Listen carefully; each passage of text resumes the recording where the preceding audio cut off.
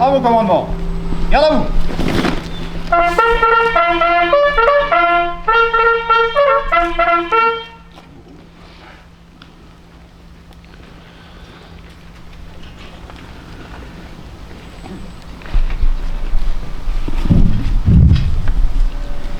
Il y a 80 ans, le 11 novembre 1944, Brumath était dans l'expectative. En effet, depuis le 6 juin 1944, les troupes alliées avaient débarqué en Normandie. Le 15 août, en Provence. Le 25 août, Paris a été libéré. Malheureusement, ici à Brumath, les informations devenaient de plus en plus alarmantes. Par contre, les Wehrmachtsbericht, les communiqués officiels étaient tronqués. Ce ne fut qu'à partir d'octobre 1944 que le nom des Vosges apparut pour la première fois à l'antenne du Reich. Ce qui n'empêcha pas les commentateurs de proclamer haut et fort « Le Reich sera vainqueur et que la victoire finale sera le Endsieg est proche ». Certes, nous n'y croyons pas. L'oreille collée au poste de radio, nos parents écoutaient Radio Londres. Mais l'émetteur était brouillé et strictement interdit sous peine d'être déporté. Mais le 18 octobre 1944, la radio allemande, par la personne du ministère Joseph Goebbels, proclama la guerre totale en Alsace, ainsi que la levée imminente du Volkssturm, une milice populaire allemande. Heureusement, les nazis locaux, qui tentèrent de mener sur pied une telle formation, ne parvinrent plus à réaliser ce projet. Les troupes alliées venaient d'atteindre les postes avancés d'Alsace. Le 22 novembre, Leclerc avait obtenu des Américains l'autorisation de foncer sur Strasbourg. Enfin, le 23 novembre 1944, dans une grisaille matinale, des tirs d'armes lourdes, proches, tonnèrent et qu'on les entendait de Brumath. Un peu après 8 heures, dans les rues du centre de Brumath, le moment tant attendu était arrivé, si comme ils arrivent. Le char évreux du sergent de milice du groupement rouvillois de la 2e DB du général Leclerc fit son entrée dans Brumath par la route de Momenheim.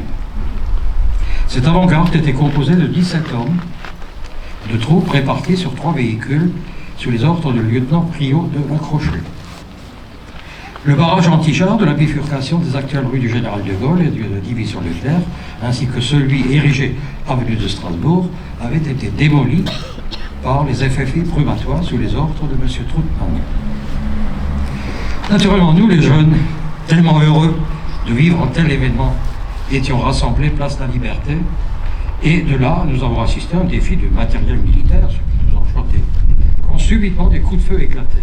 En effet, un membre de la section FFI de Brumat, Émile Flumiot, voulut accrocher un drapeau français au gros du clocher de l'église Saint-Nazaire et Sens. Les soldats de Leclerc crurent être victimes d'un guet-apens et firent feu sur le téméraire qui, de justesse, put se réfugier à l'intérieur du clocher.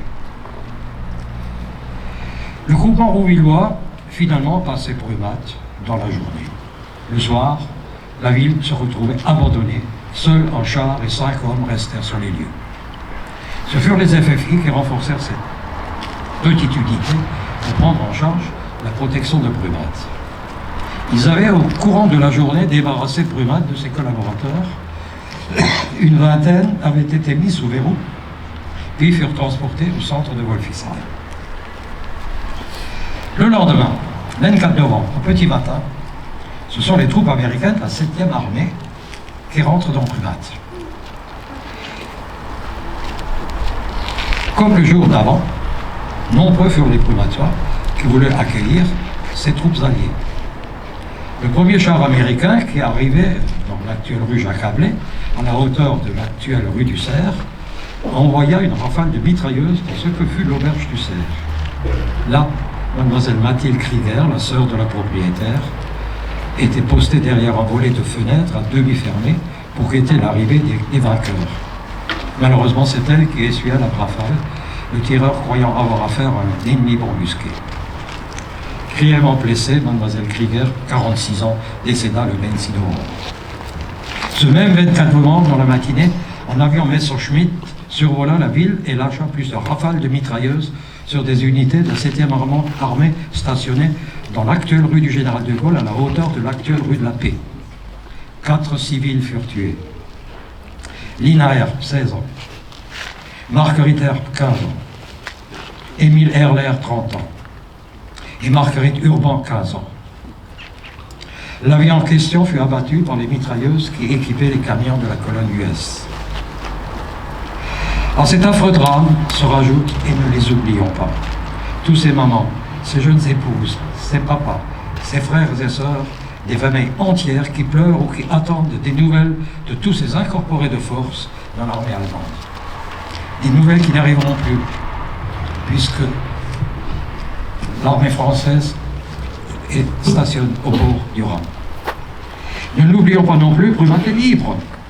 Mais dès le 1er janvier 1945, Hitler lance sa terrible contre-offensive Nordwind. L'armée allemande fut à nouveau aux portes de notre ville. Et ne l'oublions pas, si Brumat a échappé à ce drame, c'est grâce à l'héroïque participation du 3e régiment de tirailleurs algériens. Merci.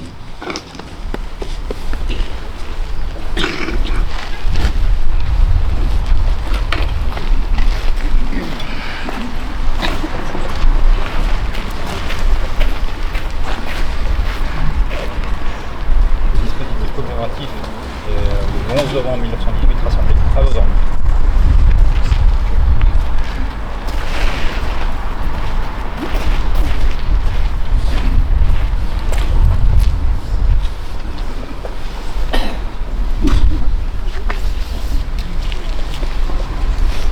Au drapeau!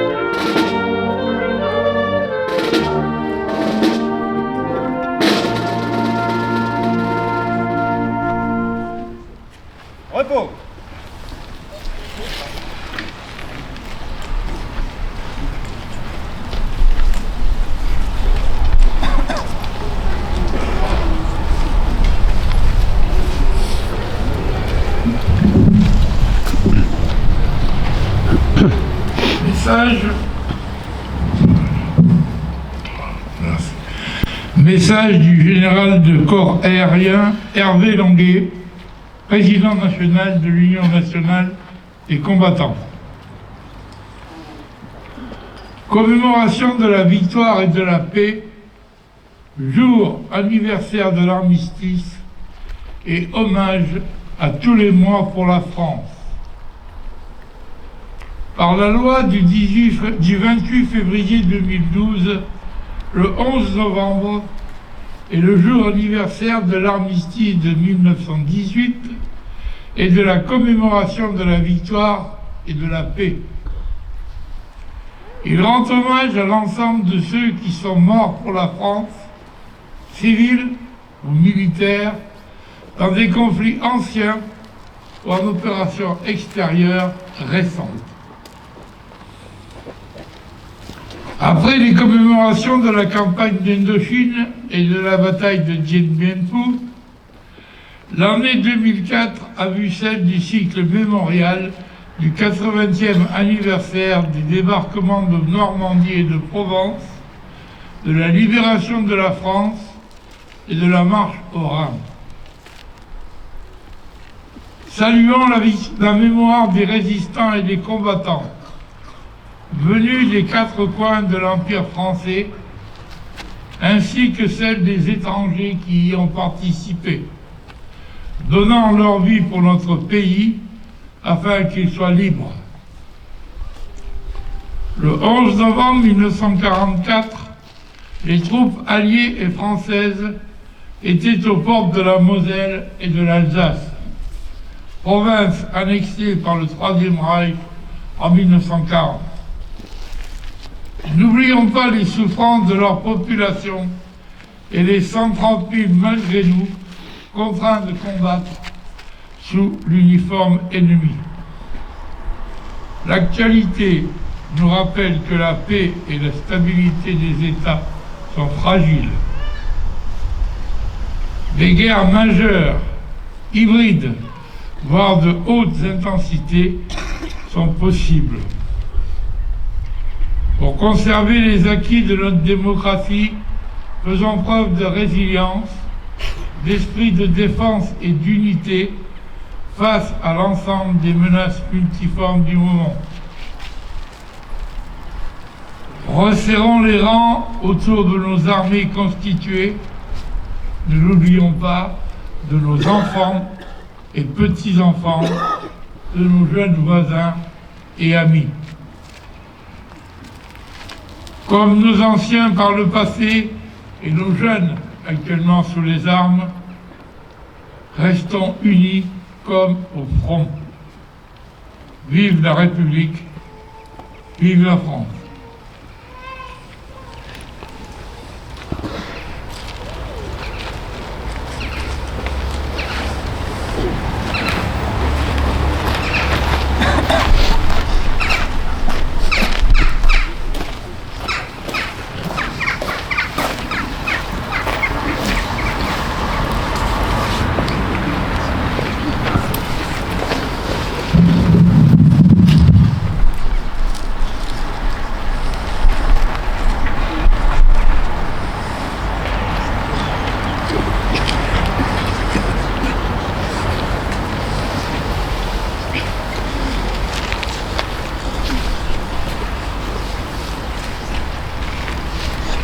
Lecture du message de M. Sébastien Lecornu, ministre des Armées et des Anciens Combattants, de M. Jean-Louis Thériault, ministre délégué auprès des ministres des Armées et des Anciens Combattants.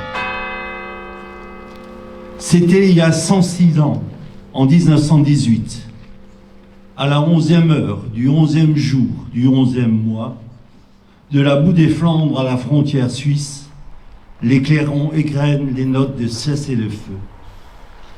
Aux fiertés de la victoire se mêle le cortège d'ombre des péris en terre, accompagnés de ceux qui les pleurent.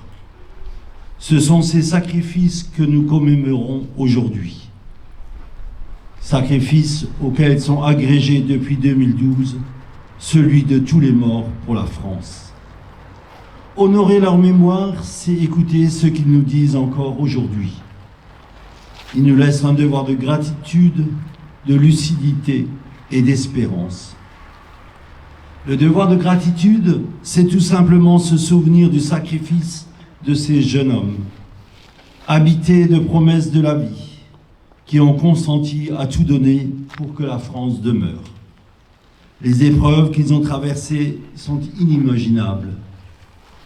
Pour nous en imprégner, laissons la parole à un témoin, le général de Castelnau. Leur vie, c'était marcher, marcher encore, marcher quand même à demi-mort de fatigue, trempé jusqu'aux os, transi de froid et bien épuisé de chaleur et de soif, dans l'air embrasé d'une journée torride. Gravir la pente du terrain sous le lourd fardeau du sac, charger baïonnette au canon dans le sifflement des balles, le crépitement des mitrailleuses et le mugissement des obus. Combattre le jour, combattre la nuit, veiller toujours, mourir obscurément dans le sillon d'un labour. Le devoir de lucidité, c'est de ne pas oublier que 21 ans après que les canons se fussent tus, il a fallu reprendre les armes en 1939. La conjonction de la lâcheté et de l'aveuglement ont transformé le der des der en armistice de 20 ans, pour reprendre les mots du maréchal Foch. À l'heure où la tragédie de la guerre a fait son grand retour en Europe, à l'heure où certaines puissances remettent en cause tous les fondements de l'ordre et du droit international, ceux de 14 et ceux de toutes les guerres nous murmurent de continuer à défendre la paix. Le devoir d'espérance, c'est de ne jamais douter des ressources de la France pour venir à bout des défis qui se présentent à elle. La guerre change de visage, mais de génération en génération, les soldats de France demeurent animés de la même volonté de défendre l'honneur et la patrie. En cette année du 80e anniversaire de la Libération, souvenons-nous des soldats du commandant Kieffer qui ont foulé les plages de Normandie le 6 juin 1944. Souvenons-nous des soldats de la première de Delattre qui ont débarqué en Provence. Ceux de la 2e division blindée du général Leclerc qui, depuis le désert à Koufra, sont remontés jusqu'à Strasbourg en passant par Rumat pour la libérer et accomplir leur serment. Souvenons-nous des héros de la résistance intérieure, mais aussi du calvaire des incorporés de forces d'Alsace-Moselle. Souvenons-nous du courage des parachutistes de Dien Bien Phu, de celui des soldats qui se battent en opération extérieure, et notamment ceux du Liban qui défendent la paix depuis 1978. Comment ne pas voir que ces combattants ressemblent comme des frères aux poilus de 1914. Au fil de notre histoire, les soldats morts pour la France, ceux tombés pour le service de la nation ou pour le service de la République, nous disent les pérennités françaises. Toujours nos armées sont là pour accomplir leur mission. C'est pourquoi, réunis au pied du monument aux morts, élus, anciens combattants de toutes les générations du feu, enfants des écoles, nous ne sommes pas seulement la garde des morts, nous sommes d'abord la sentinelle des vivants. Vive la République et vive la France.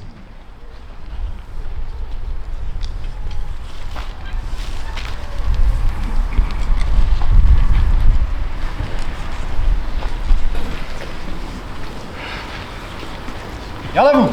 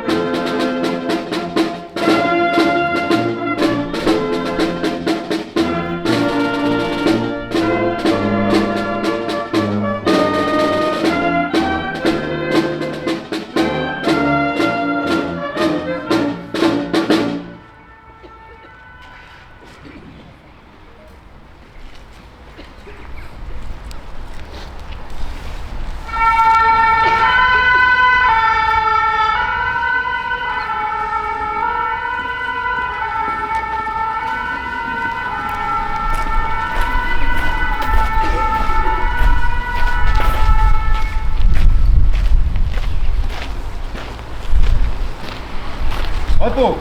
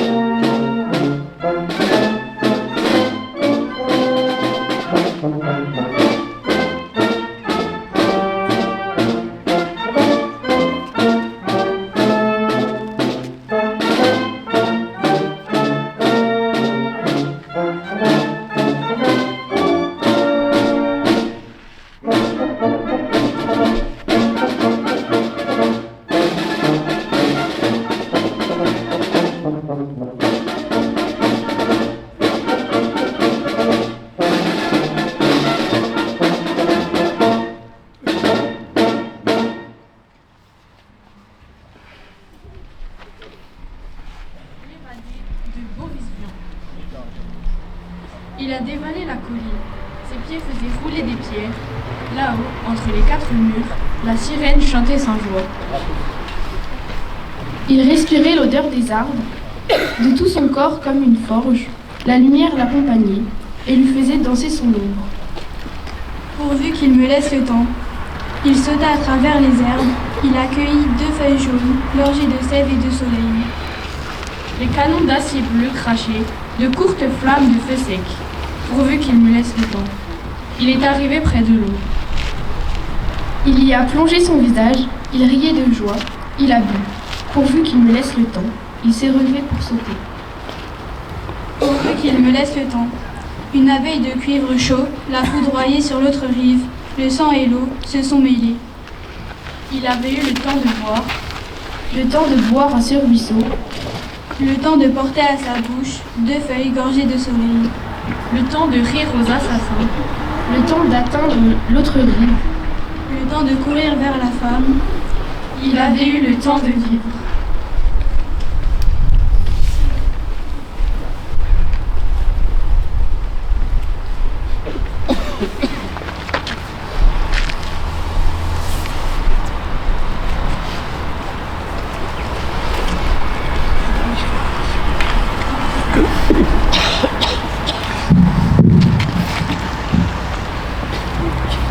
Boris Pasternak, prix Nobel de littérature en 1958, l'auteur du Docteur Givago, se promenait sur la place Rouge à Moscou. Dans une rue adjacente, des gamins jouaient. Il leur adressa la parole. « Vous jouez à quoi ?»« À la guerre, monsieur, répondirent les enfants. Après quelques pas et un instant de réflexion, Pasternak répliqua. « Mais pourquoi jouez-vous à la guerre? Jouez donc à la paix. » Et il continua son chemin. Tout à coup, un gamin le rattrapa en lui posant cette question. « Monsieur, on joue comment à la paix? Nous ne le savons pas. »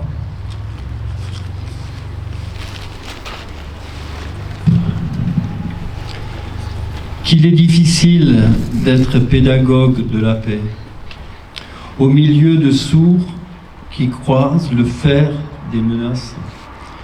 Comment faire entendre la voix qui les éloigne tous de ce bord du gouffre où, à tout instant, l'humanité risque de s'engloutir. Seigneur, donne-moi l'adresse de faire comprendre que perdre son âme est encore plus dangereux que de laisser sa peau. Qu'il est difficile de gagner la paix, plus difficile que de gagner une guerre. Qu'il est difficile d'être prophète de la paix. Si je lève le doigt vers un avenir gonflé d'espoir, les réalistes me traitent d'idéaliste. Et si je le baisse sur le présent écrasé d'échecs, les utopistes me taxent de défaitiste. Seigneur, donne-moi la force d'aider ceux qui cherchent à briser la logique absurde et la spirale infernale de la violence. Qu'il est difficile de croire que la paix est entre mes mains, et pas seulement entre les mains des stratèges et des super grands.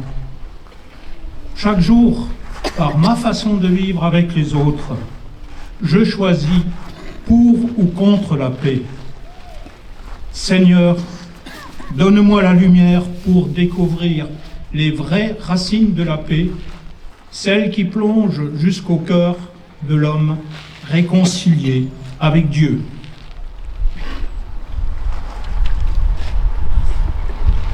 Seigneur, apprends-nous à gagner la paix, fais de nous des instruments de ta paix, paix pour tous, sans différence.